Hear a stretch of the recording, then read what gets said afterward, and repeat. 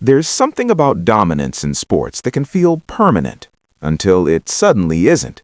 For years, the All Blacks weren't just the best team in rugby, they were the standard. Winning wasn't the goal, it was the expectation.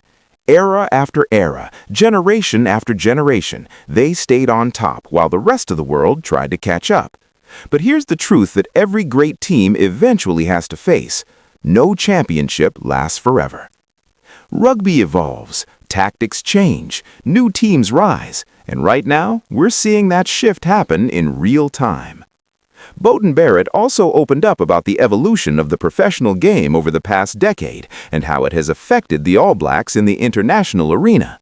The All Blacks were the side who dominated the global game from 2011 to 2015, when they won back-to-back Rugby World Cups in New Zealand and England, respectively.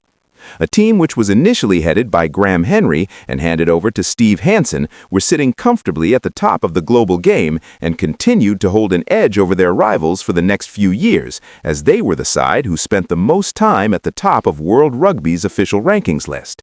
That was the case until the Springboks were crowned Rugby World Cup champions in Japan in 2019. And since then, the Boks have become the dominant force at test level as they followed up that World Cup triumph by also lifting the Webb Ellis Cup at the Global Showpiece in France in 2023.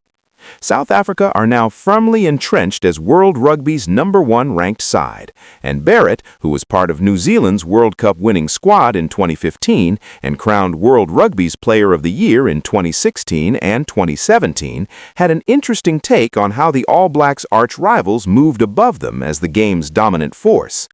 I think we can look back with great fondness, pride, you name it, call it what you like. It was a golden era for New Zealand. But I also know how much the game has evolved and how much other teams, other countries have evolved. And the competitiveness and the standard of rugby played across the globe now is a lot. Probably in that 15 World Cup, there might have been 4 teams who could have genuinely won it, whereas now there's anywhere around that 8 number that can tip anyone up on their day when it comes to knockout footy. The 34-year-old believes there has been several changes in recent years which has taken place in varying degrees, and the All Blacks have been affected by it. I think that there's a nice simplicity around the way that we approach the game and play the game. Back then, the game seemed to flow a lot better.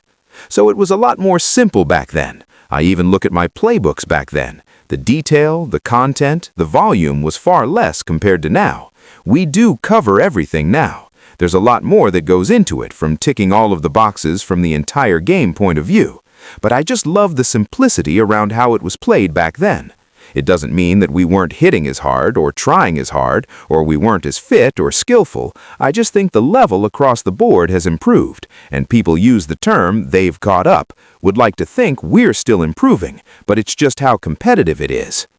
South Africa have taken control of the global game, back-to-back World Cups, relentless physicality, a system that's been perfected for modern test rugby.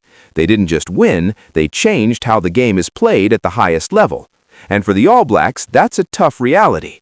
But it's not the end of the story, not even close. Because if rugby history has taught us anything, it's this: the All Blacks don't stay down for long. This is where belief matters. This is where patience matters. And most importantly, this is where leadership matters. With Dave Rennie stepping into the picture, there's a sense that something new is building, something different, something that could shape the next chapter of All Blacks rugby. Every great rebuild starts quietly. It doesn't always look dominant at first. It doesn't always bring instant results. But behind the scenes, foundations are being laid. New structures, new ideas, new energy. And that's what fans need to understand right now.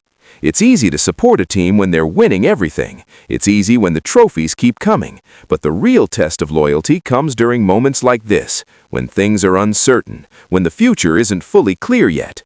That's when support actually means something. Because this current phase isn't just a dip, it's a transition.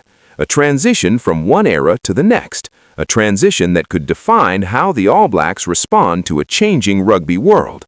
And if there's one thing we know, it's that this team has the culture, the legacy, and the mindset to rise again. But they won't do it overnight. So instead of panic, there needs to be belief. Instead of criticism, there needs to be patience. Instead of doubt, there needs to be support. Because there's a bigger picture here. A new coach with fresh ideas, a team in evolution, and a future that hasn't been written yet. The dominance may be gone for now, but the story is far from over. The question is, are we watching the decline of a giant or the beginning of its next great era? Drop your comments.